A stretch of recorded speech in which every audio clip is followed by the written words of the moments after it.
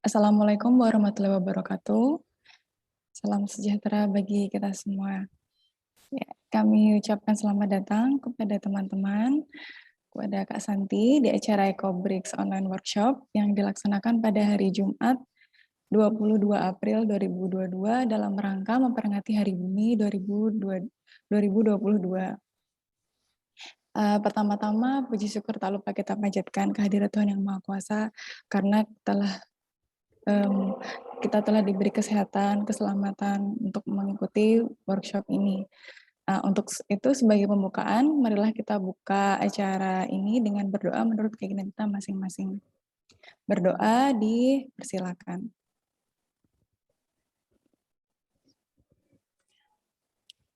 Cukup, oke. Terima kasih teman-teman. Untuk memulai acara workshop ini, penting untuk diketahui acara EcoBrick Online Workshop ini diselenggarakan dengan kolaborasi dan antara Ecomani Enterprise dengan Sanggar Hijau Indonesia. Begitu. Sedikit memperkenalkan, Ecomani Enterprise ini merupakan sebuah komunitas yang bergerak di bidang pengelolaan sampah, kemudian yang berbasis digital untuk transformasi ekonomi yang lebih hijau.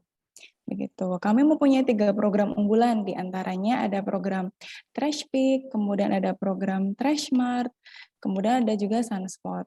Nah, untuk Trash Pick ini merupakan program jual beli sampah berbasis aplikasi digital yang memungkinkan masyarakat untuk belajar mensortir sampah, lalu menjual sampahnya dari rumah. Kemudian untuk program Trash Smart, program ini meningkatkan kreativitas masyarakat dalam mengolah berbagai jenis sampah, nanti melalui pelatihan, kemudian juga kemudian juga berkesinambungan. Kemudian ada juga Sunspot, yaitu wadah untuk jual beli komoditas lokal dari dan oleh masyarakat. Gitu. Dan kemudian Sanggar Hijau Indonesia ini merupakan komunitas yang bergerak dalam kebudayaan lingkungan yang ada di Jombang, Jawa Timur. Sanggar Hijau Indonesia ini memanfaatkan sampah dan barang bekas menjadi barang yang bermanfaat dan bernilai tinggi. Nah, visi Sanggar Hijau Indonesia ini adalah untuk menumbuhkan budaya hijau. Apa itu budaya hijau? Budaya hijau itu adalah gerakan perilaku ramah lingkungan dan pelestarian lingkungan. Nah, program yang ada di Sanggar Hijau Indonesia ini adalah program kewirausahaan berbasis hijau. Misalnya ada bank sampah, kemudian edukasi gerakan perilaku ramah lingkungan, kemudian dan pelestarian lingkungan. Kemudian juga ada Green Lifestyle Production, itu produk kerajinan ramah lingkungan yang bergaya hidup hijau. Dan selain itu ada Green Grow, itu seperti pertanian, tapi dengan konsep mini farm, pertanian atau peternakan begitu. Nah, untuk merayakan Hari Bumi kali ini, kita akan mengadakan workshop tentang bagaimana mengelola sampah, terutama sampah plastik kita yang mencemari lingkungan, untuk menjadi sesuatu yang bernilai jual. Nah, tentu manfaat ini bisa kita dapatkan dengan mengolah sampah, salah satunya menjadi EcoBrick, begitu. Nah, EcoBrick itu apa dan bagaimana kita dapat memanfaatkan sampah kita menjadi EcoBrick, nanti akan dipaparkan oleh narasumber kita, yaitu Kak Santi Wurdiani Ramadhani. Kak Santi Wurdiani Ramadhani atau kita panggil dengan Kak Santi, ini merupakan pendiri Sanggar Hijau Indonesia, dan beliau merupakan praktisi lingkungan yang mendirikan Sanggar Hijau Indonesia dari tahun 2015. Begitu. Untuk CV beliau, Kak Santi menempuh pendidikan sarjana di UNESA, Universitas Negeri Surabaya, pendidikan geografi, kemudian menempuh pendidikan magister di bidang pendidikan kependudukan dan lingkungan hidup di Universitas 11 Maret Surakarta. Nah, untuk pengalaman bekerja beliau adalah sebagai guru geografi, Kepala Divisi Sosialisasi dan Pengembangan di Bank Sampah Induk Jombang. Kemudian juga sebagai fasilitator pilot project TPS3R Emission Reduction in Cities Program. Untuk pengabdian beliau, untuk pelestarian lingkungan hidup dituangkan dalam beberapa profesi beliau, salah satunya sebagai praktisi lingkungan dari tahun 2015 hingga sekarang, kemudian Global EcoBrick Alliance Trainer dari tahun 2017 sampai sekarang, dan sebagai instruktur pramuka Saka Kalpataru dari tahun 2016. Begitu. Oke, sebelum masuk ke materi, ada beberapa hal yang perlu disampaikan. Untuk peserta dihimbau untuk mengaktifkan kamera Zoom-nya, kemudian untuk menonaktifkan, audionya. Nah, nanti untuk, nama akun masing-masing akun Zoom mohon di-rename dengan nama lengkap, begitu. Oke, langsung saja tidak perlu berlama-lama, kita langsung mari menimba ilmu untuk bagaimana nanti kita bisa mengolah sampah kita menjadi sesuatu yang bernilai guna. Kepada Kak Santi, kami persilakan. Oke, terima kasih teman-teman. Senang dipanggil Kak. Karena udah punya 3 anak ini dan apa kebiasaan udah dipanggil Bu karena memang mengajar ya. Tapi udah 2 tahun ini saya resign, harus memilih salah satu kegiatan untuk masih bisa memperhatikan anak atau dekat dengan anak. Akhirnya saya pilih yang Merdeka Waktu di Lembaga Sosial Masyarakat. Ini. Oke.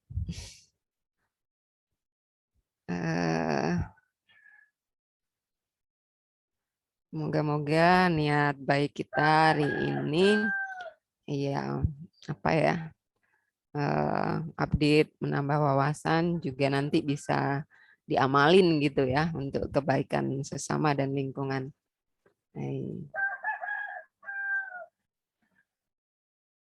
Saya coba ulang lagi. Oke. Selamat Hari Bumi teman-teman. Nah,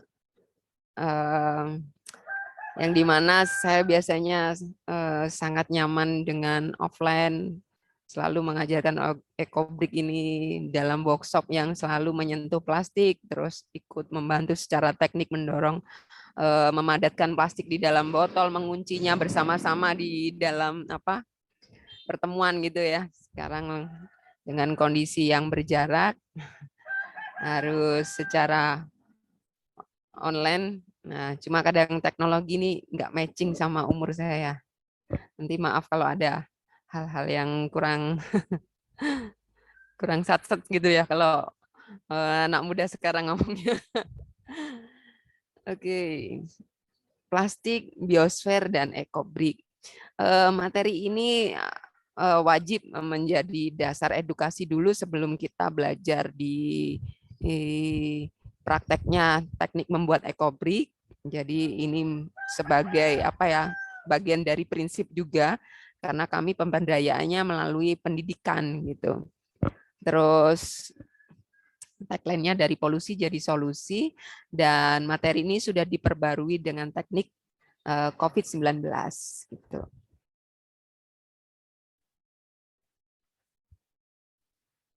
Baik, kata kuncinya itu ketika plastik dibuang, dibakar atau ditimbun, mereka meracuni bumi, udara, dan air. Nah, dengan ekobrik kita mengepaknya menjadi aman, tidak ada di lingkungan. Baik, kalau ada pertanyaan seperti ini, teman-teman bisa bantu jawab. Kalau tidak bisa on mic-nya, bisa diketik juga boleh. Mungkin yang lagi rebahan atau nyantai juga pasti nyaman untuk ngetik agar saya juga bisa baca. Teman-teman juga connect dengan layar. Kapan sih kita menggunakan plastik?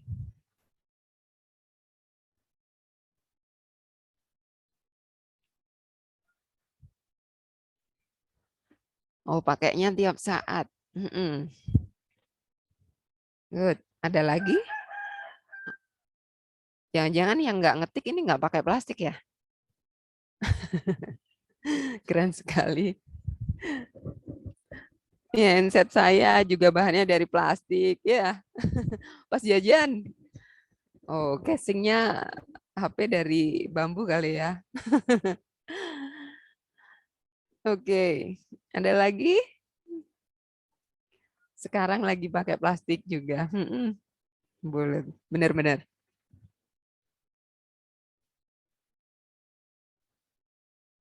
Oke, sejak kapan sih kalau boleh tahu?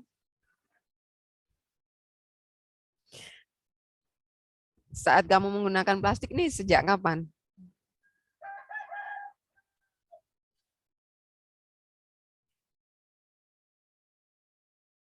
Kalau males ketik boleh jawab loh.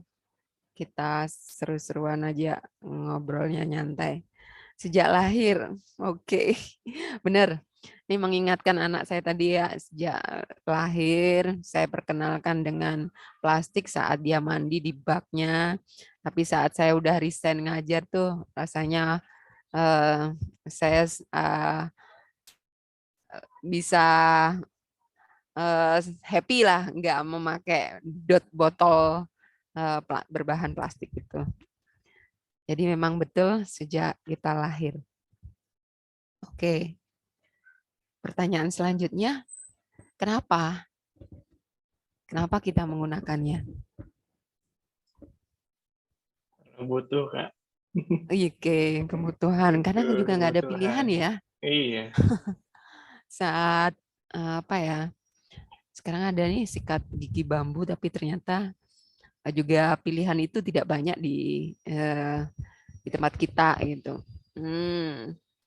Selain waterproof, sifatnya juga kuat, nah, elastis, bahkan juga murah. Itu menjadi alasan ya, bagian dari menggunakan plastik. Dan apakah plastik itu dari mana plastik? Ini teman-teman ini udah pada expert, pasti udah banyak tahu ya. Pabrik petrokimia, Kak. Itu bahannya dari mana tuh? Dari minyak bumi. Ah, oke, keren. Ini kadangkala kalau melakukan pertanyaan ini di teman-teman bangku sekolah, ya lebih heterogen jawabannya. Kalau teman-teman udah menyimpulkan ini memang bahkan mengingatkan saya kalau murid saya dulu teknik kimia nyebutin plastik ini ya organik gitu karena bahannya dasarnya dari fosil gitu. Itu yang bikin saya dulu ngeyel, nggak bisa, ini kan anorganik gitu, nggak bisa dimasukin itu. Tapi ya, ini menyadarkan kita bahwasanya prosesnya ada di ratusan juta tahun yang lampau. Oke, diambil di mana sebenarnya kondisi terjebaknya di lapisan lempeng bumi itu sebenarnya apa karbon ini tuh aman gitu loh. Jadi di mana kondisi itu bisa menstabilkan iklim. Nah, saat diambil inilah dengan campuran bahan kimianya ya tadi itu akhirnya diolah menjadi perlengkapan untuk kebutuhan manusia. Nah, kalau yang oilnya digunakan alat energi transportasi, teman-teman tahu bahwasanya menghasilkan CO2. Nah, kalau produk ini mestinya juga sama kan ya. Cuma itu yang nggak selalu orang itu segera aware tentang itu gitu. Nah, itu tantangannya. Nah, pertanyaan besar selanjutnya, kemana plastik mau pergi?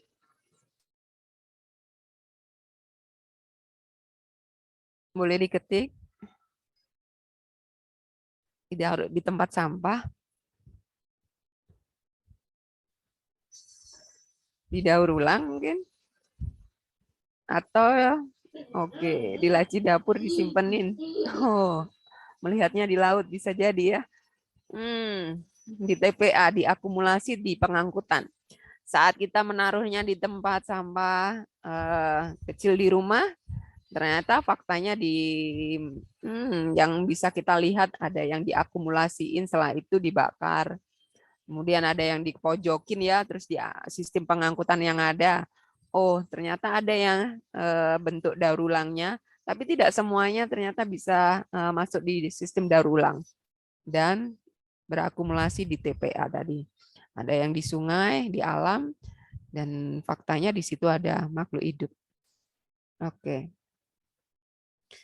Apa yang terjadi sebenarnya dengan industri daur ulang? Apakah botol ini menjadi botol yang baru lagi? Oke. Dulu saya merasa ini botol nih masukin di bank sampah karena ini akan membantu proses apa ya? Orang itu nggak membuat lagi bahan dari awal atau bahan baku dari minyak bumi tadi gitu. Saya berpikirnya dulu gitu. Terus sampai heran kenapa ya yang botol botol yang sudah lecet-lecet, terus ada yang kusam, ada yang sudah hancur kok bisa bening lagi gitu. Dan ternyata di pengalaman kami di bank sampah untuk gelas atau botol mineral yang kode 1 dan ada kodenya food grade, gelas sama garpu itu ya biasanya itu tuh ternyata nggak boleh loh dari biji plastik bekas, maksudnya daur ulang. Jadi ini harus biji plastik yang baru gitu. Nah, ternyata botol PET yang bekas itu jadi apa? Didaur ulang bisa jadi biji plastik, tapi tidak menjadi botol yang baru lagi. Gitu. Nah, dia akan mengalami penurunan kualitas, down cycle namanya. Jadi tidak bisa menyerupai bentuk awalnya. Biasanya untuk perkakas yang tidak digunakan untuk produk makan minum ya. Kalian tahu banyak sekali perkakas itu, misalnya perlengkapan kursi, sisir, pensil kayak gitu. Dan itu kalau dicacah lagi, didaur ulang, dia akan turun lagi kualitasnya lagi. Juga tidak oke kalau menjadi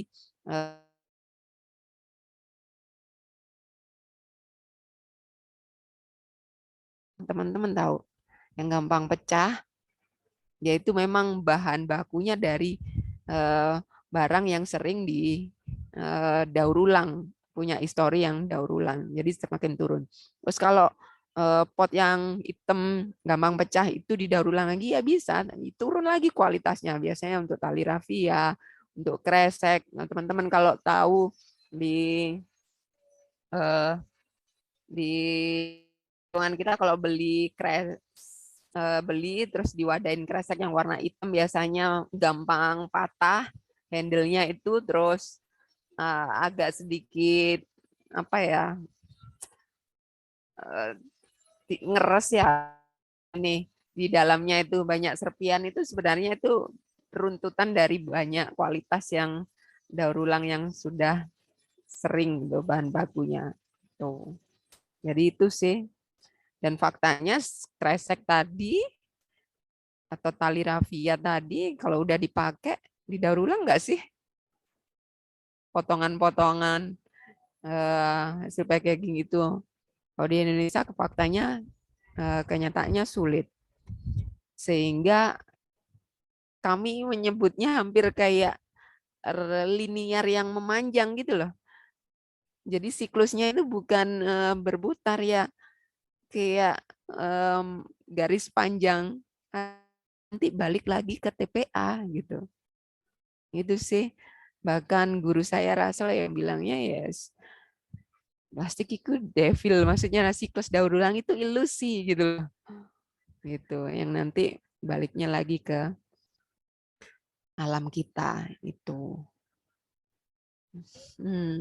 Oke. Next. Oke. Jadi proses daur ulang bukan proses yang sempurna seperti alam yang bekerja berputar. Kalau teman-teman tahu pohon mati pun itu akan bisa jadi bibit lagi, tumbuh lagi gitu. Tapi apakah botol menjadi botol lagi? No, faktanya tidak gitu. Dia menurun kualitasnya. Jadi tidak lagi menjadi bentuk yang sama. Oke, pada akhirnya setiap molekul plastik yang kita konsumsi berakhir di sini gitu. Ini di biosfer gitu. Jadi biosfer itu kan ada udara, itu juga ada udara. Terus ada tanah, ada makhluk hidup, ya kan? TPA yang ada di gambar itu juga biosfer gitu. Sebenarnya biosfer kita juga sama. Saya udara saya di sini juga sama udaranya teman-teman ini di tempat lain gitu kan, nggak ada sekat gitu. Oke, lanjut. Udah pernah lihat ini nggak teman-teman? Bisa melihat apa di sini? Potongan-potongan plastik? Plastik kali Oke, sering. Ada juga sering. bulunya ya. Iya, ada bulu. Ada tutup pasta gigi tuh kalau ada potongan selang. Oke. Ada pecahan bak. Kelihatannya nyampur. Coba kita jauhin ya. Ya, mungkin teman-teman udah tahu ya ceritanya ini burung albatros yang ada di Lautan Pasifik di mana tidak ada berpenghuni manusia. Tapi plastik kita udah nyampe sana loh. Dan secara insting karena dia terambang-ambing di laut ditempeli oleh mikroorganisme, bisa jadi dengan warna yang cerah itu disamber. Habis itu dilolohin sama anak. Nah, saat dia udah besar, lambungnya udah penuh, nggak bisa terurai nih. Ya ini yang terjadi kalau ini apa bisa hancur tubuhnya. Ternyata plastik-plastik itu masih baik-baik saja. Sedih sebenarnya. Bisa jadi sebelum saya berekobrik itu plastik saya. Apa yang kalian lihat kalau yang ini?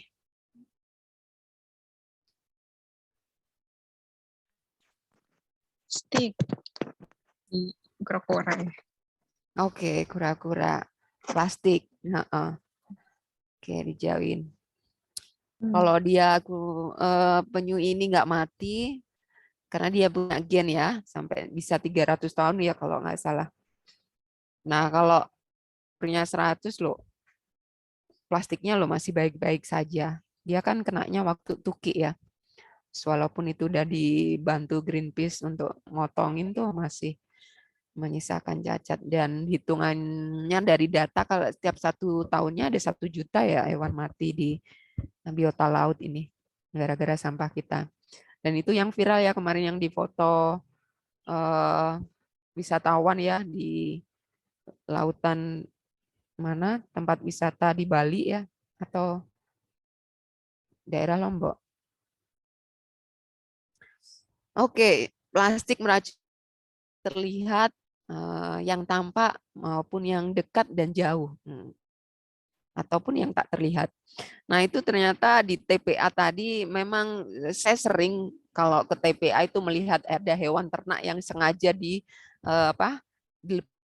karena memang di situ juga ada organik karena di Indonesia kan 60-60% sampahnya adalah volumenya adalah organik. Nah, sengaja dilepasin gitu.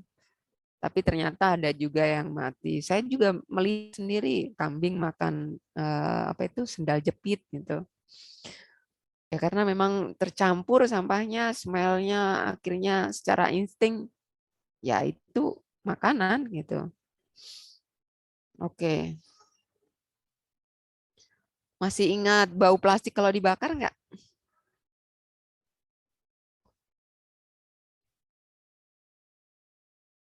Ada jelaganya ya, nyegerak misalnya gitu. Enak ya baunya? Oke. Jadi plastik kalau bertemu api, matahari, dia akan mengeluarkan molekul yang beracun. Gitu. Nah, ketika mengeluarkan CO2, nah, namanya racunnya itu dioksin. Gitu. Jadi sampai dia hanya berubah menjadi gas ya, melayang-layang di udara. Sedih ya, kita nggak ingin sampah kita ada di kamar kita. Tapi dengan dibakar sebenarnya kamu memindahin sampah itu ada di udara yang kita hirup gitu loh. Nah, cuma itu yang tidak menjadi apa kepanikan kita ya, pemahaman itu. Nah, kalau sudah melayang-layang di udara, terakumulasinya di awan, secara gravitasi bisa jadi turun barengan dengan terus ke sawah, dan akhirnya ke akar, ke akumulasi ke buah bahan pangan, terus akhirnya balik ke kita sendiri. Gitu. Ya, benar-benar siklus ancaman yang apa ya, yang besar sebenarnya buat kita. Gitu. Nah, oke, plastik tidak bisa terurai, jadi terfotodegrasi itu menjadi kecil-kecil atau rapuh, nanti pecah-pecah menjadi mikroplastik. Nah, ini yang bikin susah ya. Saat di clean up biasanya ini yang tidak luput dari perhatian kita. Jadi kalau teman-teman juga melihat kan juga garam kita juga ada komposisi mikroplastik gitu. Yang lagi banyak teman-teman suarakan di LSM. Oke, ketika plastik juga kena panas, ini juga menjadi bahaya untuk kondisi air itu juga. Kalau teman-teman tahu biasanya jangan minum gelas mineral atau minuman mineral kalian kalau mobil kayak gitu. Karena di kardusnya juga kan jauhkan dari sinar matahari. Takutnya lapisan tipis di dalam botol itu juga bisa pecah, rapuh, sehingga yang bahan kimianya yang real bisa terakumulasi di makanan dan minuman kita. Kalau ibunya hamil, dia bisa berpotensi melahirkan anak yang cacat, dan penyakit yang paling bisa memicu ini adalah itu. Dan pertanyaan yang terakhir, setelah kalian tahu itu semua atau tercerahkan kembali, ditkan, terus kudu piye? Terus harus gimana gitu?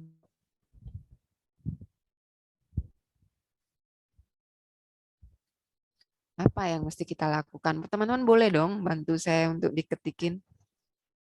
Biar saya bacain. Mengurangi penggunaan plastik. Oke. Ternyata anti plastik tuh di zaman sekarang ya saya ngerasa ini menjadi simbiolis kayak kebutuhan kita, dan ternyata juga masih dengan perputaran di kapitalis dalam masalah tentang minyak juga bisa kita hindari di ekonomi dunia. Mengurangin pelan-pelan ganti ke kertas atau alternatif lain. Oke, nice. Ada lagi? Sambil juga ngecek pemahaman teman-teman. Udah tadi itu worry apa enggak sih? Terus rasa gemesnya itu dialihkan seperti apa sih gitu. Harapannya kan itu menjadi amalan teman-teman gitu. Pakai produk reusable. Jadi agak agak lebih detail ya kalau belanja. Cek-cek gitu. Upcycling. Berarti berusaha memanfaatkan kembali ya. Kalau upcycle. Oke, keren. Masih ada teman-teman?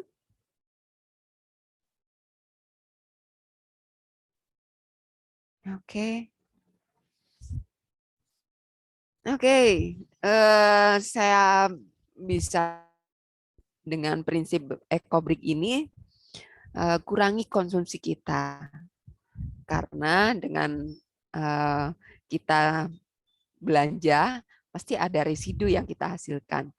Misalnya kalaupun kekeh merasa belanja di pasar tradisional, semuanya pakai yang alami, bungkusnya daun. Mungkin saat belanjanya naik motor atau naik mobil karena jauh. Bisa jadi itu ada jejak residu, jejak karbon kita kan, kalau karena kita pergi-pergi untuk belanja. Bahkan secara online pun ada jejak karbonnya dari hasil konsumsi kita. Jadi hidup hemat, qanaah kalau dilaraskan dengan agama, ini menjadi bagian yang pertama diutamakan. Jadi banyak kurangin konsumsi kita.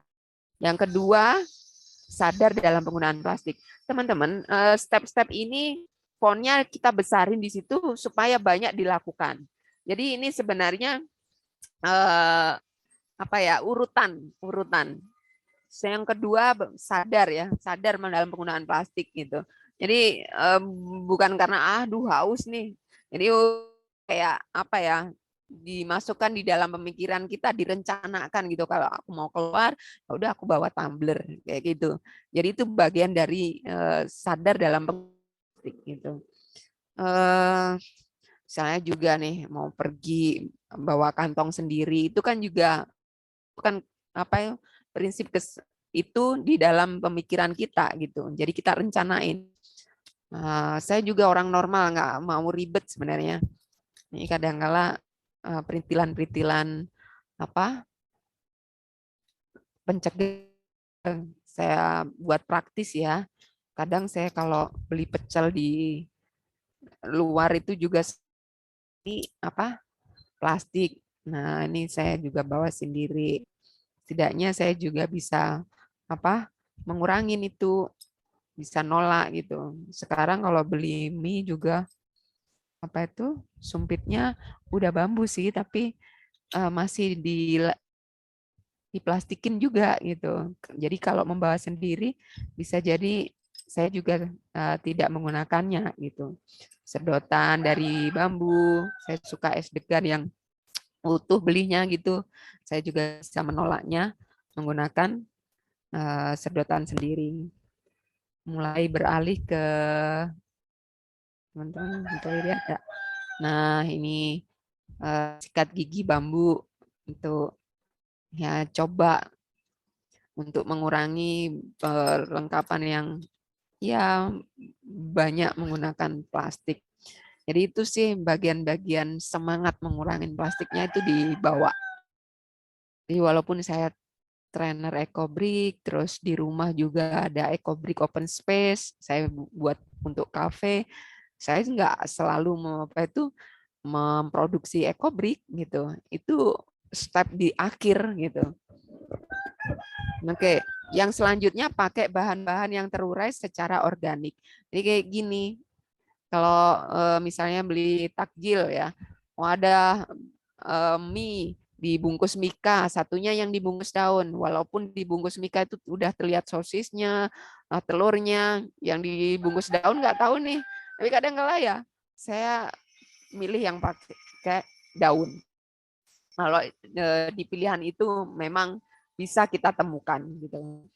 Jadi merasa itu aman, makanan yang saya konsumsi sendiri, terus bungkusnya juga buang sembarangan, kadang-kala diselipin di pot, ditaruh di tanah, itu damai gitu loh, nggak bikin masalah di kemudian hari, toh bisa terurai. Jadi kayak memilih bahan-bahan yang terurai secara organik itu menjadi lifestyle kita juga. Dan baru terakhir, tidak bisa benteng-benteng semangat itu masih tidak bisa kita biasan. Ada nih tetangga orang baik yang ngasih berkat dengan bungkusnya mika dan kreseknya tebel dan sebagainya. Sudah begitu dibuka, ada sendoknya plastik lagi, terus ada kerupuknya yang dibungkus plastik lagi. Dengan seperti itu juga tidak bisa kita hindarin. Nah, di jalan terakhir itulah baru kami membuat EcoBrick. Jadi step-step prinsip yang di atas ini itu sebenarnya adalah plastic transition atau beranjak dari plastik. Nah, prinsip itu yang banyak kami tekankan gitu. Bukan karena EcoBrick solusinya buat dan selalu buat oke. Kan nanti bisa dibuat EcoBrick. Nah, tidak seperti itu di dalam prinsip kami. Oke, next. Plastik adalah solusi untuk kita mulai beranjak dari plastik atau beranjak ke zero waste. Itu maksudnya.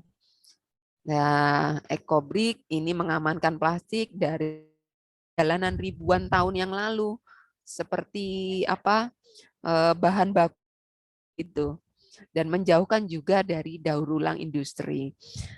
Kenapa jejak karbonnya juga sangat banyak di siklus daur, dan prioritas memang saset kemasan ini faktanya ya ditolak sama tukang rosok, atau di bank sampah juga sudah mulai nutup untuk menerima ini, kadangkala kemasan ini. Kalaupun diterima buat kerajinan, biasanya mereka warna-warna tertentu atau butuh bungkus-bungkus tertentu untuk memakai produknya. Tapi sedangkan culian-culian plastik yang banyak kita hasilkan, iya, saya merasa aman dimasukin di EcoBrick gitu.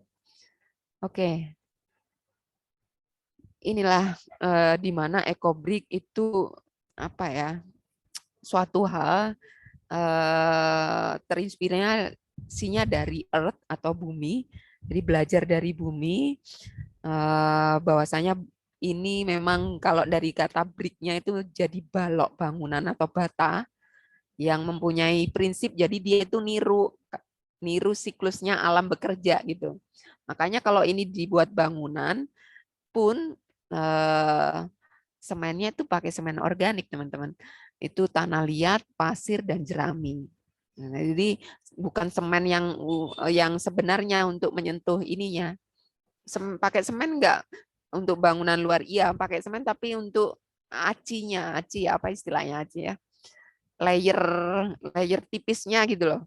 Setelah semuanya diluluh dengan jerami, pasir, dan tanah liat. Jadi ini juga menguri-nguri budaya kerajaan dulu sih, juga mengadopsi bangunan candi yang dimana teman-teman masih ada yang masih kuat dari bahan tanah juga. Oke, itu sih dari prinsip yang di dalam EcoBrick. Jadi bentuk mengamankan plastik kita tidak lagi dibakar, tidak lagi dibuang ke sungai, tidak berada di pinggir sawah, dan juga tidak menumpuk di akumulasi pembuangan kota atau di sebuah TPA gitu.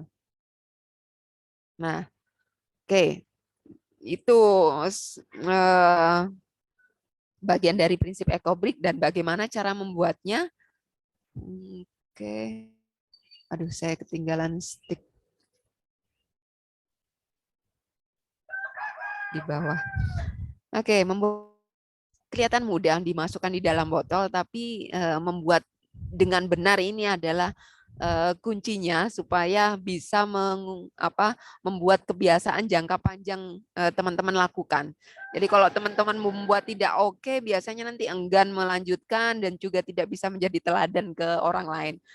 Kok kursinya penyok saat dirangkai, karena memang juga tekniknya salah gitu, sehingga enggak menjadi nulari ke orang lain atau numani ke kita semua gitu, nulari numani gitu.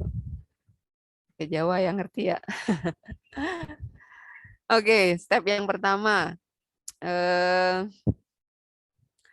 yang apa aja yang bisa dimasukin di dalam botol. Ini packaging dari kiriman ya, tas plastik, bungkus take away, masker berbahan plastik, sarung tangan juga bahan plastik. Kuncinya kering dan bersih. Apakah harus dicuci? Kalau memang dia itu tidak ada lengket-lengket basah di dalam plastik itu, is okay, tidak perlu dicuci.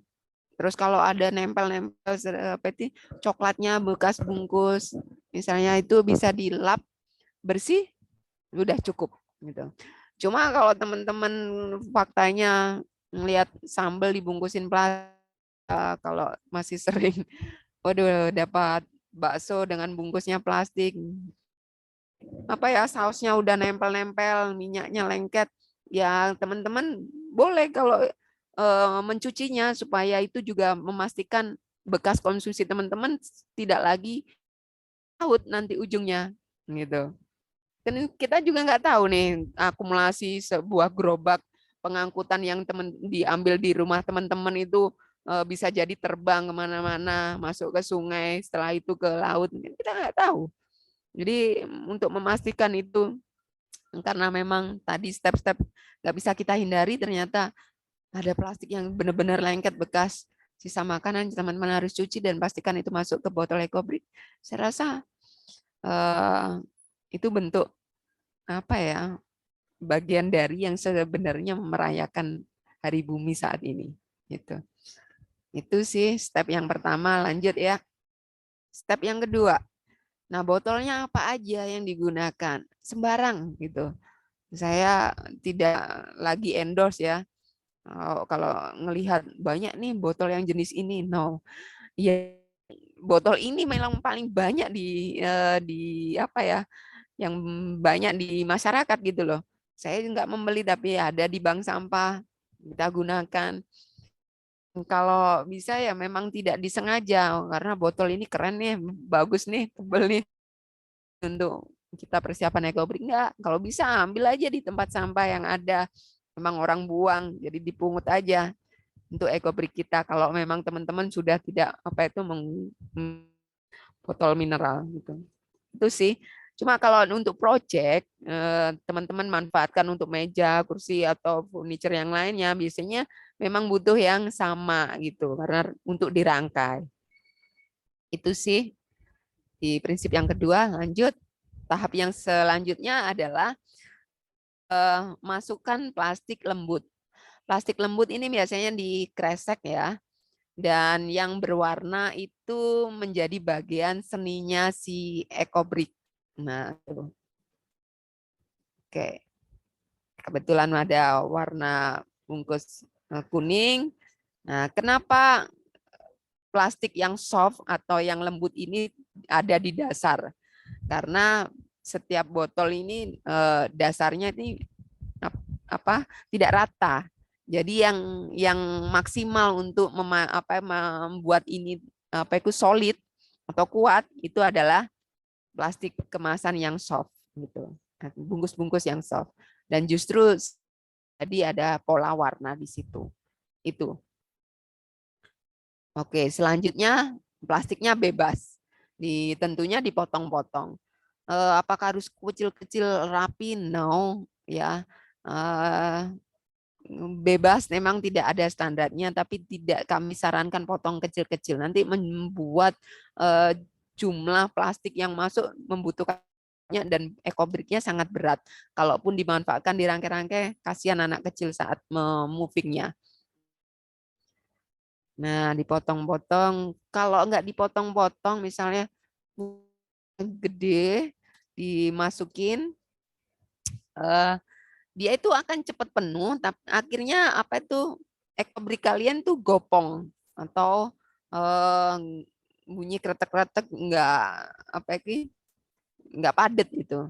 Jadi perlu dipotong-potong, khususnya yang jenis plastik yang tebel, yang berbahan biasanya ada silver aluminium foilnya.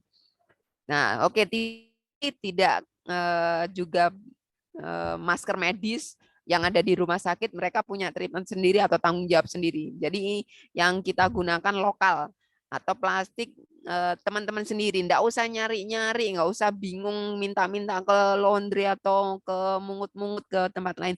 Tanggung jawab sendiri ya, apa yang kita hasilkan aja udah itu yang terbaik gitu. Gitu. Bahkan EcoBrick terbaikmu itu saat kamu sudah susah membuatnya, karena kamu sudah habitmu sudah selaras lingkungan, harmoni, kamu sudah tidak memakainya itu, bahkan susah membuat EcoBrick-nya. Sebenarnya ekobrik terbaik itu saat kamu sudah tidak bisa membuatnya lagi, gitu. Jadi bukan karena banyak-banyak buat ekobrik gitu. Jadi itu di dalam prinsip. Pastikan juga tidak ada bahan organiknya, ya ini. Ada sisa-sisa makanan di situ, takutnya menjamur dan bikin nularin ke plastik yang lainnya, akhirnya membuat sampah baru di akan datang. Itu di prinsipnya. Itu sih. Lanjut. Oke. Oke. Ekobrigus sudah benar apa tidak? Itu cara ngeceknya seperti ini. Volume botol itu sendiri kalau 600 mili, misalnya rumusnya dikali 0,33 berarti ya minimal 200 gram. Minimal ya, maksudnya bukan harus 200 gram. Lebih itu is okay. Oke, gitu. Tuh, 200. Ini seperti ini. Ini botol ekobrik yang yang sudah saya daftarkan di aplikasi Gobrik. Maaf kalau terlalu jelas. Nah, ini. Nah, itu beratnya 296 gram. Tuh. Nah, sembarang ya di atasnya. Nah, tekniknya. Terus teknik mendorongnya itu, aduh, bambu saya ini yang ketinggalan. Oke. Teknik mendorongnya itu sentuhkan di bagian dinding dalamnya. Gitu. Bentar.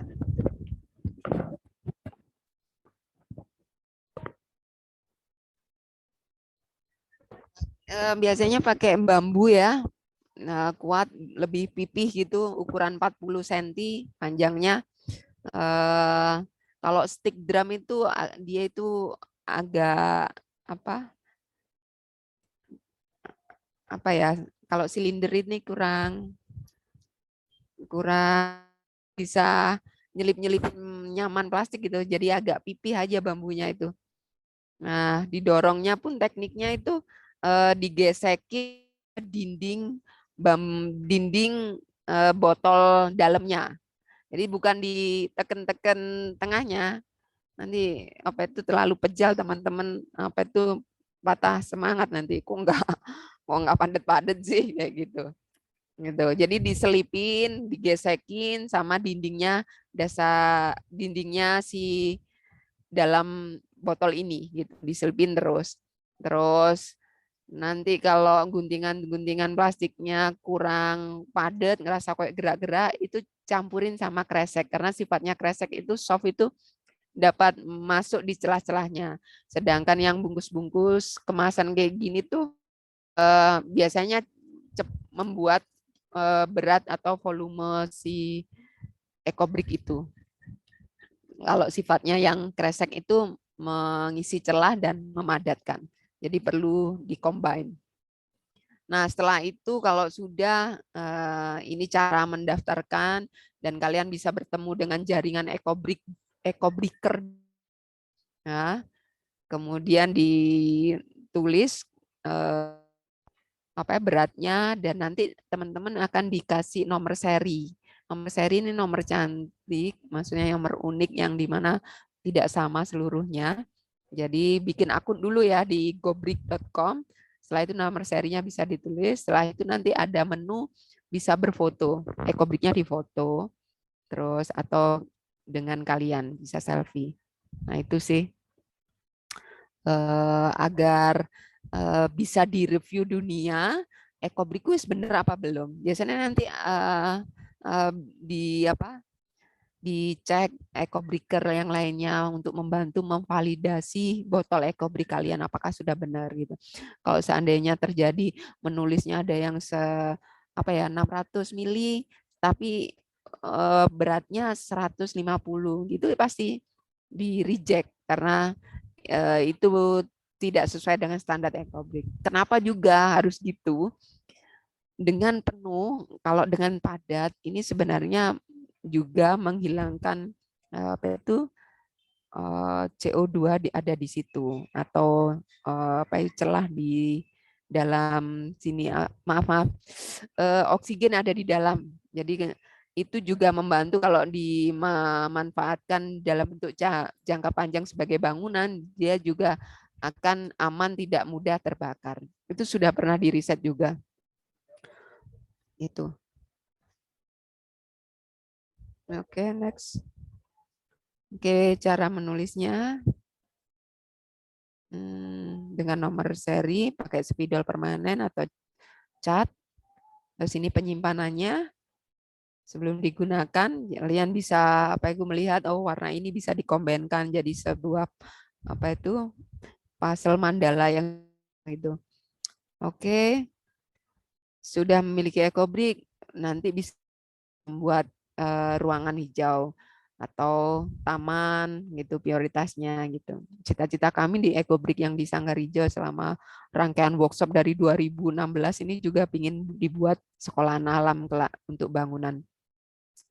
Oke, kalau dirangkai bentuknya ada yang segitiga, ada yang segi 6, terus juga di lem Lego modul ini yang untuk meninggi atau dibuat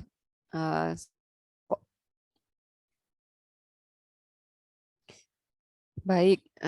Ekobrik terbaik bangun ruang hijau dan komunitas, jadi memang tidak untuk penekanan kami kalaupun membuat itu ya memang untuk ruang terbuka hijau, untuk taman gitu. Pemanfaatannya masih bersifat ekologis gitu loh, mendekatkan manusia atau kita kepada alam gitu.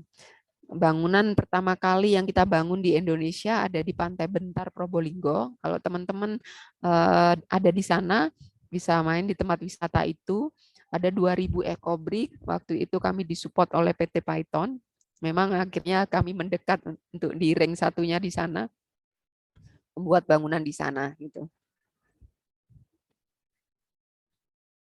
Oke, informasi lengkapnya kalian bisa cari banyak ulasan tentang EcoBricks di sini di ORG, dan selesai. Terima kasih. Nah, melalui EcoBrick kalian dapat mengamankan plastik, mempercepat peralihan kita dari plastik ke harmoni yang lebih hijau bersama siklus-siklus kehidupan. Itu dari saya, semoga menjadi bagian gerakan kebersamaan kita selalu resah terhadap permasalahan lingkungan, dan apalagi ternyata kita juga menghasilkan plastik itu di konsumsi kita. Gitu. Terima kasih. Saya kembalikan ke Kak Wahyu ya. Iya, oke Kak Santi. Wah, terima kasih banyak atas sudah menginspirasi kami dan membagi ilmunya tentang pemanfaatan sampah plastik menjadi ekobrik yang bernilai tinggi. Saya sendiri jadi nggak sabar pengen pulang ngumpulin plastik di rumah. Keinget itu plastik di rumah banyak sekali. Gimana nih kalau misalnya bikin ekobrik? Itu seru banget. Gitu. Wah, ada nih, mesti teman-teman juga ada yang pengen coba bikin ekobrik.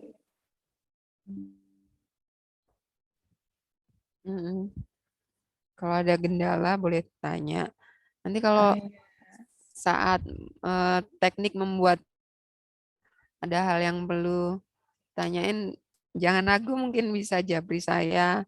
Nanti bisa saya kasih linknya, videonya, secara tutorial membuatnya. Oke, iya Kak, siap. Terima kasih. Nanti kita follow up terus tentang ekobrik. Ini bisa jadi proyek yang lumayan juga kalau nanti bisa Ekomandi bisa kerjasama membuat ekobrik gitu. Oke, oh iya, ini bagi teman-teman yang ingin tahu lebih dalam tentang ekobrik pasti punya pertanyaan. Nah, ini sekarang adalah sesi tanya jawab untuk peserta yang ingin bertanya secara langsung kepada Kak Santi, silakan. Boleh raise hand atau langsung diaktifkan saja audionya. Atau kalau misalnya pengen tanya lewat kolom chat aja, itu juga boleh. Gitu, ada yang ingin bertanya?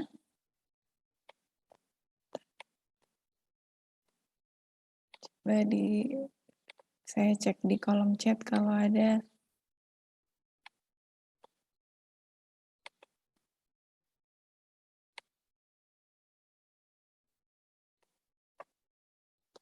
Oh ya, untuk link presensi sudah dikirim lewat chat ya. Nanti silakan melakukan presensi.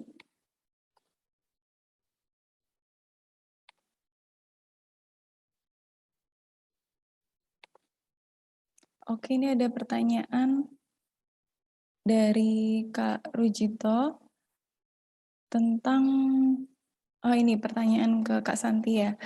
Begini Kak, bagaimana pandangan Ibu terkait keseimbangan antara industri plastik dengan tingkat penggunaan plastik oleh masyarakat? Karena menurut saya apabila semua orang beralih mengganti ke peralatan organik secara masif, juga dapat berakibat buruk terhadap keseimbangan kebutuhan plastik. Begitu. Bagaimana ya Bu, Kak Santi? Oke. Bagaimana?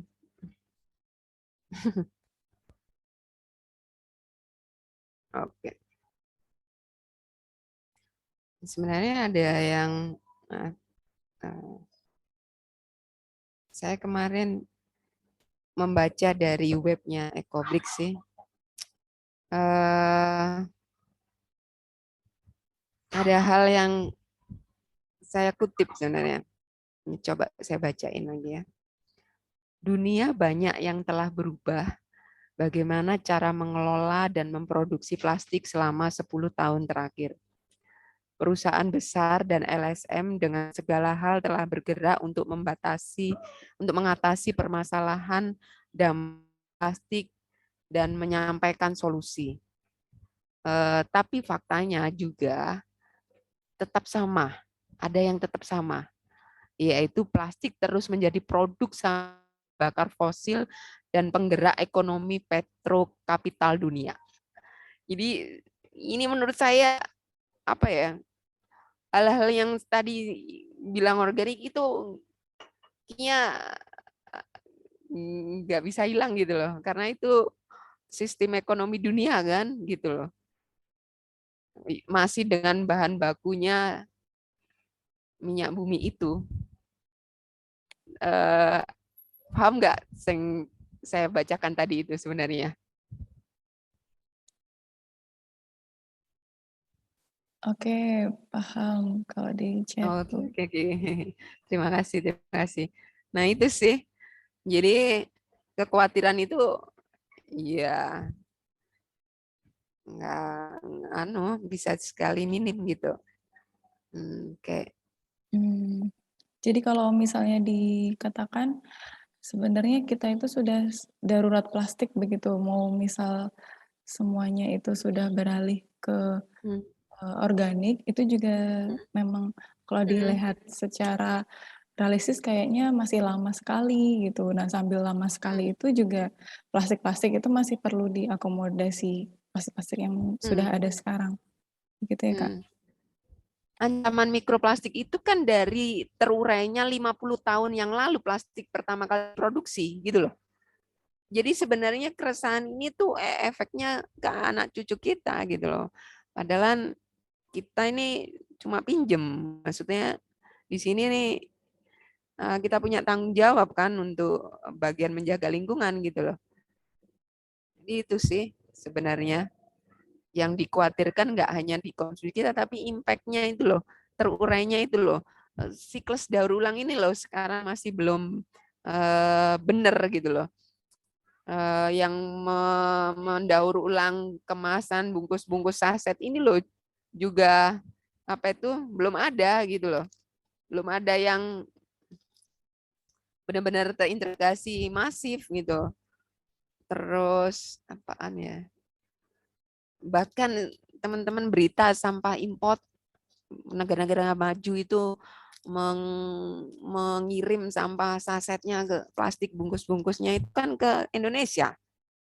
Yang gemes nggak sih saat mereka menerima ekspor kertas kita, terus kontainernya masukin tuh bahan-bahan sampah plastik katanya sih itu kertas-kertas. untuk didaur ulang. Tapi ternyata di situ dimasukin bungkus-bungkus saset yang lagi viral banyak ditemukan faktanya sama Ekoton dan Watchdog gitu loh. Itu kan gitu.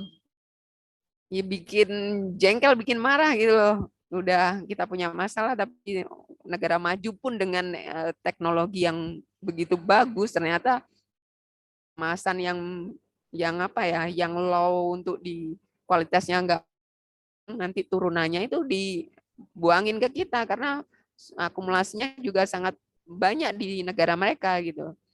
Jadi kadang-kala gemes dan jengkel saya nih, saya coba alihkan banyak digerakkan pendidikan ini lewat Ecobrik gitu sih. Itu. Oke, bagaimana Kak Rujito, apakah sudah bisa dipahami cukup jawaban dari? Oke, sudah.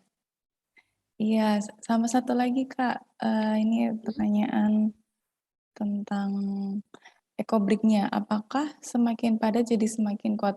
Mungkin Ecobrik-nya itu Ecobrik jika sudah jadi semakin padat semakin kuat. Saya juga nambahin, kalau misalnya dia ada batas bebannya itu tidak Kak? Ada batas minimum tadi kan sudah ada. Apakah ada batas maksimumnya begitu? Terima kasih.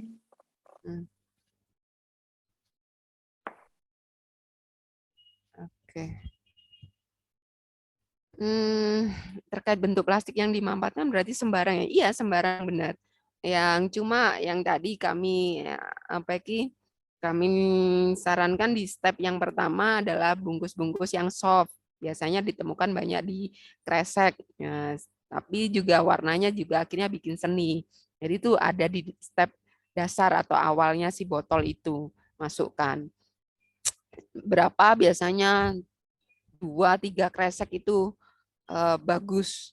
Jadi tidak terlalu tipis, nanti saat didorong-dorong efeknya, sehingga perlu dengan jumlah beberapa untuk membuatnya padat gitu untuk bagian dasar si botol itu. Terus saya sudah mengambil stik bambu, ini bambunya. Jadi ini di Indonesia mudah sekali didapat. Terus cara tekniknya lewat botol digerakkan plastiknya, coba saya pilih. Oke.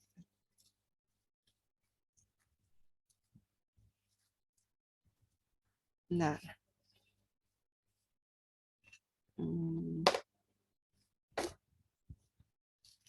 Oke.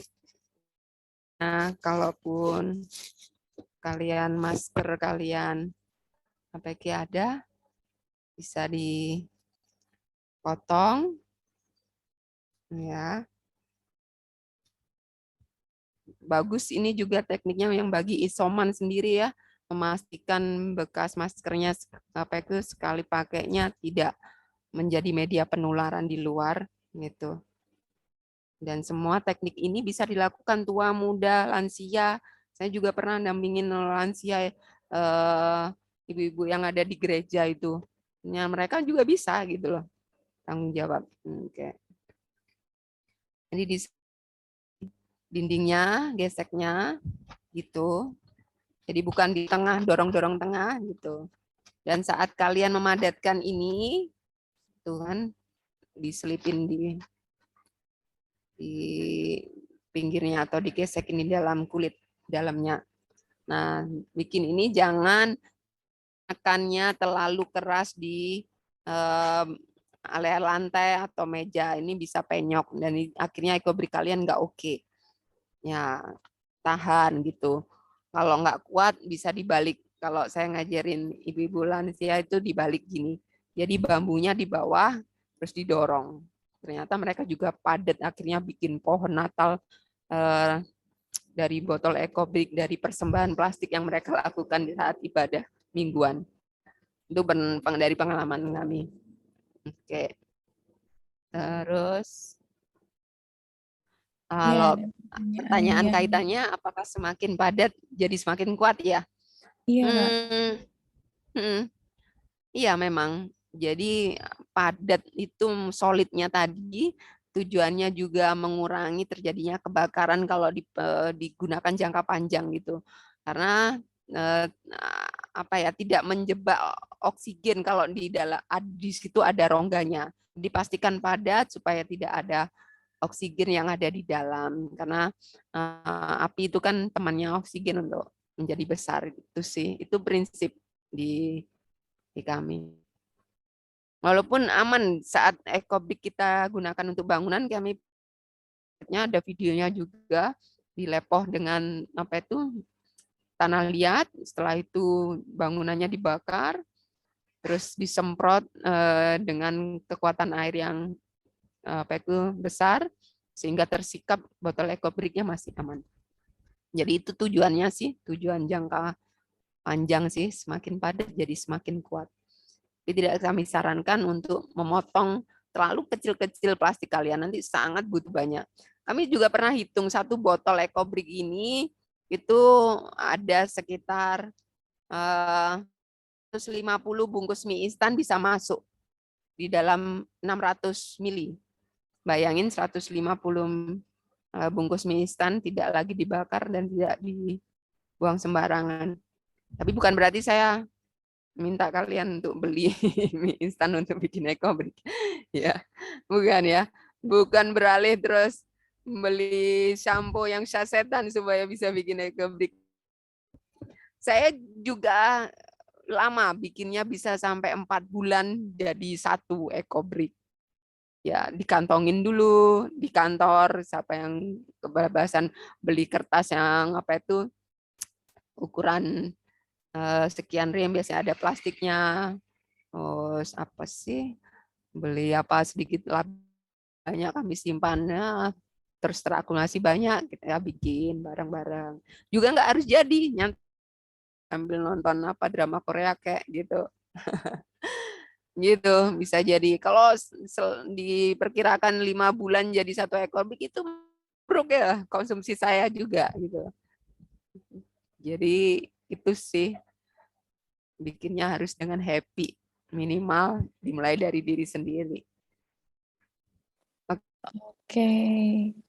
Ya, harus buat dengan happy, bikinnya harus dari diri sendiri. Sebenarnya mindset yang tadi diusulkan Kak Santi, yang dari ekobrik itu dari lingkungan kita aja, dari tempat kita aja dulu. Nanti malah justru buat ekobrik terbaik itu adalah ketika kita udah bingung bikin ekobrik. Nah, justru itu adalah yang mau dicapai itu tidak menghasilkan sampah gitu. Begitu kan ya Kak? Soalnya kalau kita masih nyari-nyari ekobrik tempat lain ya kita jadi kayak sambilan gitu, malah nggak ada goals untuk meminimkan sampah itu tadi.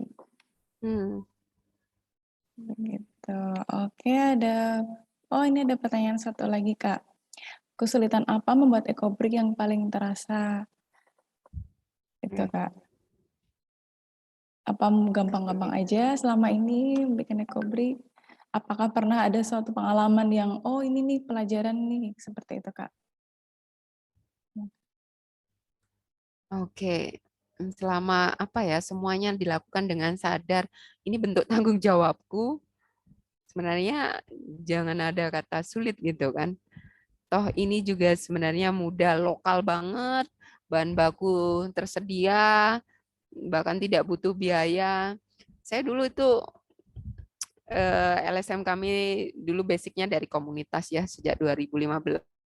Kami sporadis, gelisah, bergerak gitu ya. Tidak punya apa itu funding, tidak punya dana, semuanya dari dompet sendiri, dari kerelawanan. Itu pun sampai akhirnya kami sering dipanggil untuk bantu workshop ke sana sini. Apa ya, kami merasa bisa melakukan sesuatu itu ya dengan ekobrik ini karena nggak butuh modal gitu loh. Jadi kami melatih pun barang itu tersedia, memang jadi masalah, terus kita jadiin bagian dari solusi gitu. Jadi mudah, semua orang bisa melakukan, laki-laki, tua, muda, anak kecil itu bisa melakukan. Kesulitan teknik, apakah capek bikinnya nggak jadi-jadi, nggak penuh-penuh? Ya memang tidak. Untuk untuk memproduksi gitu loh. Yang cukup aja yang kamu ada, lanjutin lagi, kan udah bagus kalian jadi itu kan berarti plastiknya sangat banyak, bisa dibayangin gitu loh. Kalau tadi saya hitung 150 kan bisa banyak itu konsumsi kalian, plastik kalian gitu loh. Nah, jadi mudah. Terus kalau kesulitan di terlalu tergesa-gesa gitu loh bikinnya. Pernah saya lihat di workshop memang sudah kami sediakan, kami bantu bahan bakunya berkelompok, ada yang guntingin, langsung cepat dimasukin. Jadi bahan itu memang mudah kan dorongnya itu ringan kan, saat belum fase itu masih ringan. Jadi langsung si guntingan kecil-kecil itu dimasukin ke botol semua. Terus akhirnya mendorongnya itu berat karena yang digunting-gunting itu sudah penuh di sini, terus dia itu terakhir dorongnya gitu loh. Seharusnya itu dikit dimasukin, didorong lagi, dipadetin, terus dimasukin lagi beberapa, terus didorong lagi, jadi bertahap gitu loh. Tidak langsung semua merasa penuh nih, langsung didorong sehingga berat. Dan beratnya itu akhirnya melewati yang kalau botol itu kan selalu ada lekuk-lekuknya. Nah, si merek ini itu tuh ada lekuan menyempit di setengah botolnya itu loh. Di setengah botolnya itu menyempit. Nah, akhirnya itu biar nyaman mungkin kalau lihat tanpa layar. Oke. Akhirnya nggak bisa turun padat di bawah gitu. Jadi nyangkut karena ketemu di daerah yang menyempit itu gitu. Sehingga di bawahnya ini tidak terlalu padat gitu. Yang padat itu bagian atasnya. Di sininya itu masih bunyi kretek-kretek gitu, nggak terlalu solid. Itu sih banyakan rata-rata mungkin merasa kayak sulit karena nggak sabarnya itu. Jadi kretak-kretak itu juga bisa jadi indikator gitu ya, Kak? Apakah ekobrik itu solid atau... Betul. Iya. Oke. Nah, Siap. jadi Terima kasih. ini tuh nggak bunyi nih. Nah, itu menunjukkan memang padat gitu. Oke, Kak. Ada satu pertanyaan lagi, ada 2 pertanyaan lagi, Kak, di kolom chat. Itu ada pertanyaan, kira-kira pertanyaannya ini, bagaimana kekuatan ekobrik? Misal kalau dibuat kursi atau bangku, berarti itu dengan 10-12 ekobriknya, apakah bisa diduduki berapa orang? Gitu. Dan sekalian saja Kak, yang ini yang ketika membuat suatu produk dengan ekobrik jenis perangkat apa yang digunakan? Kira-kira begitu. Jadi jumlah orang yang bisa menduduki satu bangku ekobrik sama perekat produk ekobrik. Oke. Misalnya kalau dibuat kursi.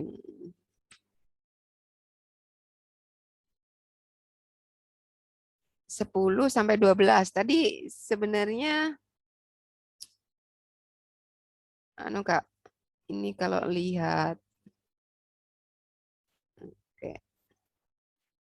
saya coba share screen lagi. Aduh.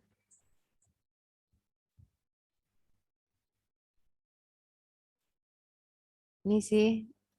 Nah, ini 12. Jadi rangkaian paling basic, paling kecil nih segitiga 12. Nah, yang segi 6 ini yang buat duduk biasanya 19 segi 6. Nah, ini tuh couple-nya. Jadi ini kalau di atasnya, terus segi 6 di atasnya itu dari meja nanti. Jadi yang jadi dudukan itu biasanya yang 19. Kuat. Kemarin aja ditumpangin orang berat badannya 90 lebih aja bisa kok. Diinjak juga bisa. Gitu. Nggak, selama di tempat kami juga sejak 2016 kami buat ya masih bisa digunakan sampai sekarang. Ketika Oke. membuat suatu produk dengan EcoBrick, Iya jenis Kak, perangkat apa jenis yang perangkat apa digunakan? yang digunakan?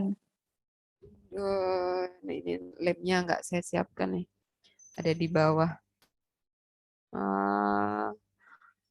Baik, nah, lem silikon namanya. Lem silikon ini lem kaca, lem akuarium biasanya, gitu. Yang harus Karena dipanaskan itu ya Kak?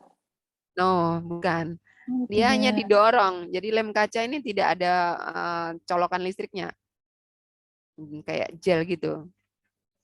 Lem silikon namanya. Itu di dalam bahan-bahannya dipilih Mr. Russell digunakan baik untuk merangkai karena memang tidak ada bahan minyak buminya sih. Kemudian kalaupun sisa hasil silikonnya itu bisa dicopot, nanti dimasukin botol EcoBrick-nya sendiri. Kalau misalnya rangkaiannya itu nggak diinginkan lagi atau dibugar atau copot gitu. Itu sih kalau teman-teman tahu ngelem kaca akuarium itu seperti gel itu bisa copot itu ngelentek lagi dimasukin botol itu. Nah, kalau kondisinya daerah terpencil terus mahal baik lem silikon bisa pakai karet ban bekas, ban dalam bekas. Itu tekniknya juga ada di webnya ecobricks.org. Jadi saya rasa apa ya, hal-hal upaya-upaya lokal itu menjadi bagian dari prinsip EcoBrick itu sendiri. Terus kalau tadi Mbak Wahyu bilang yang dibakar itu no, yang dilelehin itu sebenarnya plastik yang dipanasin, Mbak. Jadi Oh, itu adalah jenis plastik yang dilelehin. Jadi kami tidak menyarankan di situ karena membeli tambahan plastik baru untuk digunakan. Itu sebenarnya di prinsip EcoBrick kami. Dan itu terlalu ceket kalau ngenain plastik disentuhin. Nah, kalau mau digunain lagi ini sobek. Lepas terus plastiknya terburai dan membuat sampah baru di akan datang. Gitu sih. oke. Itu di Jadi perekat bagian. ini penting juga ya Kak, bagiannya harus Itu yang menggunakan sudah perekat dipilih. khusus. Oke. Oke Kak, sepertinya sudah cukup pertanyaan yang disampaikan. Terima kasih banyak ya Kak Lutfi atas materinya, inspirasinya bagi kita semua. Banyak sekali ilmu yang bisa kami dapatkan dari sini. Kemudian nanti untuk follow up-nya lagi, tentu kami meminta waktu. Mohon untuk Kak Sinta untuk meluangkan waktu lagi ya Kak Santia. Oke, siap. Semuanya lokal, jadi apa ya? Ini menjadi bisa jadi EcoBrick ini kalau dimanfaatkan ke ekonominya, kalau teman-teman ngomongin keberlanjutan ini kan perputaran uang ya, atau gerakan sosial lingkungan dan juga menghasilkan pendapatan sih kalau ngomongin keberlanjutan. Nah, sebenarnya ini bisa menjadi rintisan sirkuler ekonomi atau ekonomi yang melingkar. Jadi bahan bakunya secara teman-teman membayangkan kafe EcoBrick kami yang buat, bisa lihat di YouTube ya kafe EcoBrick kami itu kan furniture kami juga akhirnya nggak beli gitu. Jadi apa hal yang ada di lingkungan kami gitu. Jadi itu sebuah contoh rintisan dari circular economy sih sebenarnya. Kalau dimanfaatkan kreasi sulitnya ini kan saat kalian sudah tidak bisa berimajinasi untuk memanfaatkan EcoBrick itu. Itu sih bagian dari tantangannya. Oke, Kak, betul. Siap, siap. Yeay. Semangat kita untuk go green ke depannya. Oke. Oke, Semoga jadi Kak. gerakan dan memaknai Hari Bumi ini. Iya, betul sekali, Kak Santi. Oke, teman-teman, karena ini waktu sudah mau habis, kita ada kuis dulu nih. Dalam rangka merayakan Hari Bumi, kita mau ada kuis. Nanti ada hadiahnya juga nih, eco-friendly product. Nah, untuk kuisnya apa? Sebenarnya ada di akun Instagram ecomandi.id. Untuk teman-teman yang belum follow, boleh dicari dulu akun ecomandi.id. Itu nanti ada kuisnya. Kalau boleh saya bacakan, di sini saya bacakan aja. Kuisnya yaitu, jenis sampah yang manakah yang paling lama terurai di laut? Ada opsi A, kaleng aluminium, opsi B, diaper, opsi C yaitu kantong plastik. Kira-kira jenis sampah manakah yang paling lama terurai di laut? Boleh dijawab di kolom chat. Karena ini lumayan hadiahnya untuk satu orang pemenang saja. Gitu.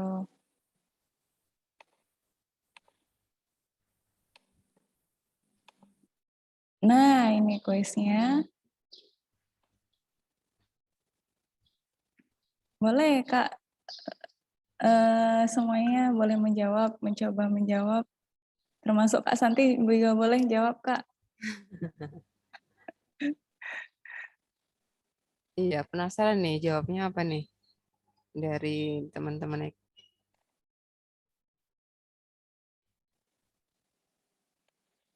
Di kolom chat boleh, di kolom komentar juga siap dipantau.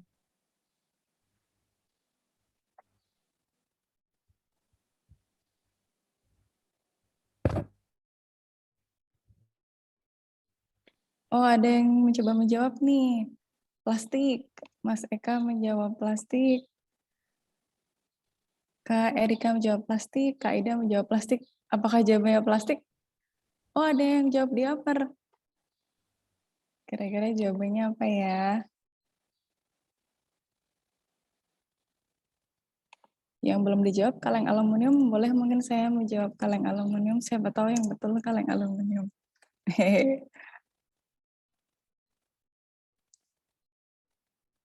Oke, kira-kira bagaimana Kak Panitia Kuis, Kak Lusti?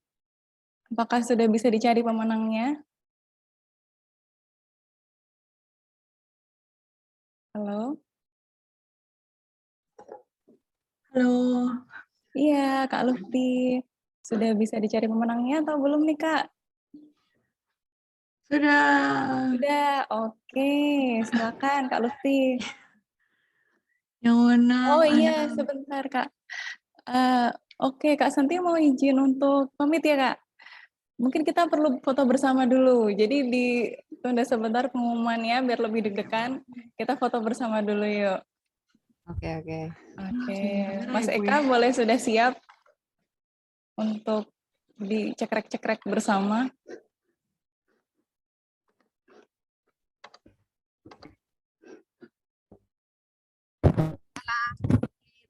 Kalau ada hal yang nggak berkenan, mohon maaf. Sama kakak, makasih Ya, banyak sudah bisa berhadir dan kita insya Allah terima kita kasih atas undangan dan ngobrol-ngobrol jaringannya. lagi kak ya. Oke, boleh Kak? Silakan Sudah, kak. oke, sudah live. Yeay, sekarang tinggal pengumuman kuis. Oke, Kak Gimana Lutfi. nih? Oke, jadi yang benar itu Mbak Wulan Ratnaningsih, diaper. Oh, Ah, selamat kepada Kak Wulan karena Ningsih karena sudah berhasil menjawab pertanyaan. Jadi ternyata sampah yang paling lama terurai di laut adalah diaper. Iya, jadi diaper itu menurut data bisa terurai hingga 400 sampai 500 tahun. Sementara kalau kantong plastik 20 hingga 50 tahun gitu. Kalau kaleng aluminium, Kak? Sekitar 100 sampai 200 tahun. Siap, siap. Mantap benar. Iya. Begitu. Makanya lebih baik menggunakan reusable diaper. Diaper, Cloth ya. diaper. Tapi susah ya kalau punya bayi. Aku punya bayi. Dan benar susah banget. Susah menghindarinya, Mm-mm. soalnya paling gampang pakai diaper yang sekali pakai. Mm-mm. Oke. Sudah. Oke. Gitu ya, Kak ya. Berarti Iya, pemenang adalah Kak Wulan Ratnasih. Nanti untuk hadiahnya gimana, Kak? hadiahnya dikirim ke alamat langsung. DM ecomani.id ya. Iya, betul sekali. Oke, ya sudah. Berarti, karena sudah 16.29 waktu Indonesia Barat, 1 menit lagi kita harus selesai.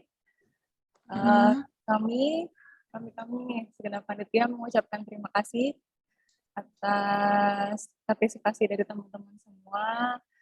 Kami yakin sebenarnya teman-teman ini berarti punya kesadaran yang tinggi untuk ikut melestarikan bumi kita, menghindari bumi kita dari kerusakan, menjadikan bumi kita tetap lestari.